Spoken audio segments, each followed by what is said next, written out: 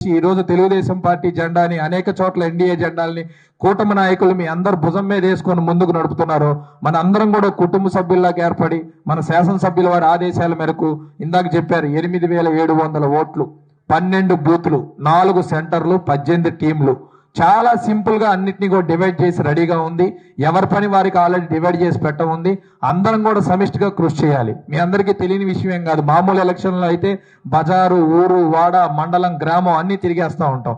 కానీ ఇది అలా కాదు. విద్యావంతులు, సాఫ్ట్వేర్ ఉద్యోగస్తులు, టీచర్లు, లాయర్లు, సచివాలయ సిబ్బంది ఒక్కొక్కళ్ళు ఒక్కొక్క చోట ఉంటారు. వీళ్ళందరూ కూడా మన ప్రాంతంలో ఉండొచ్చు, ఇంకొక ప్రాంతంలో ఉద్యోగం చేస్తూ ఉండొచ్చు, సెలవు మీదనో ట్రాన్స్ఫర్ మీదనో ఇంకొక ప్లేస్కి వెళ్ళి ఉండొచ్చు. కానీ వీళ్ళందరినీ కూడా మనం 1-2 సార్లు వెరిఫై చేసి వాళ్ళ ఫోన్ టచ్ లోకి తీసుకొని వాళ్ళ కుటుంబ సభ్యుల ద్వారా వాళ్ళకి ఇంటిమేషన్ ఇచ్చి వాళ్ళని ఖచ్చితంగా ఓటింగ్కి వచ్చే విధంగా చేసుకోవాల్సిన బాధ్యత మనందరం కూడా ఉంటుంది.